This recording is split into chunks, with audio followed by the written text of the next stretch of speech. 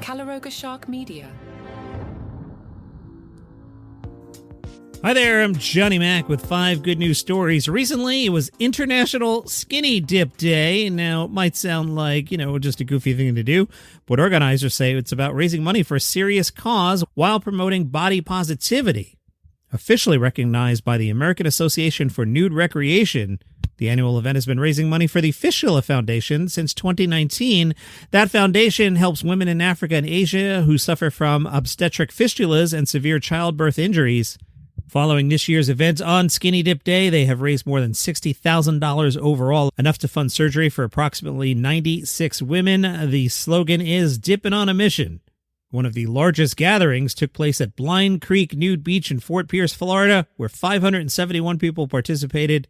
Evan Nix was there, and he said, "This is a strange little tradition, a bunch of naked people raising money to cure a disease most of the world has never heard of. It's one of the things I'm proudest of."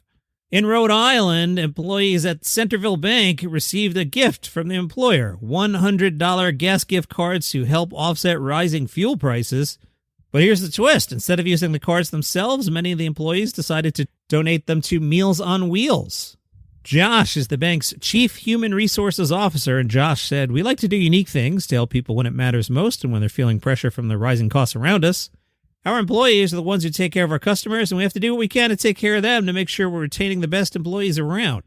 We had done something a few years ago when gas was over $5 a gallon, but we said, let's do something for our employees now. We'll do it for the month of June, help them get ready for summer, and give everyone a $100 gas gift card. Realizing that not all the employees might need the help, the bank gave them the option of donating their cards. Amy works for Meals on Wheels, and she said, "We have a fleet of 26 cars, so there's a significant cost to the transportation of these meals throughout the state. It was stressful. We were going through our gas budget a lot faster than we had anticipated." I was touched by their generosity, not surprised, because they're such an incredible partner to our work. It's a small act of generosity, but when each individual person decides to make that choice, it can make a real big impact like it did with this initiative. Let's hit the seas. After 7 years of development, a groundbreaking sailing yacht designed to operate entirely on renewable energy has hit the water. The 230-foot yacht named Zero was launched in the Netherlands. It is believed to be the first sailing yacht of its size built to run purely on renewable energy. The yacht generates most of its electricity while under sail through a 250-kilowatt hydro generation system. Nearly 1,000 square feet of solar panels provide additional power from the sun. Wind energy can also contribute another 200 kilowatts of electricity. The energy is stored in massive onboard batteries and managed by sophisticated software designed to maximize efficiency. The yacht is capable of operating for up to 2 weeks without needing additional energy. That's cool. In Scotland, a family was hiking and they needed a rescue, not for themselves, but for their dog. Tokyo was hiking with her human friend Christina and Christina's family. Tokyo suddenly became ill. Christina told CNN, "We were maybe an hour from the top when we noticed Tokyo got really weak in her hindquarters. Initially, I thought it could have been a spinal thing or a disc had slipped because of the climb, but then she started drifting in and out of consciousness. I was standing on the mountain thinking that was it. I was going to lose her." They tried carrying the 53-pound black Labrador down the mountain, but heavy rain made it too dangerous. They called the mountain rescue team.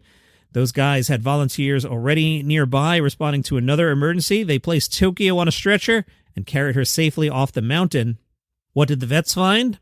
Tokyo had all the symptoms of consuming cannabis, and her blood tested too. What really gave it away was she had her temperature taken when she let out some gas, and it smelled like cannabis.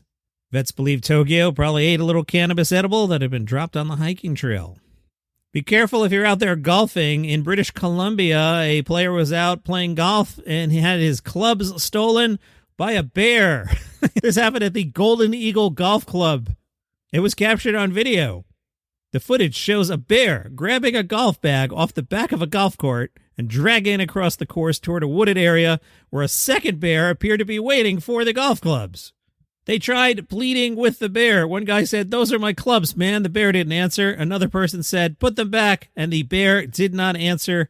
There is no word if they ever got the golf clubs back. And those are your 5 good news stories for today. Have a great day.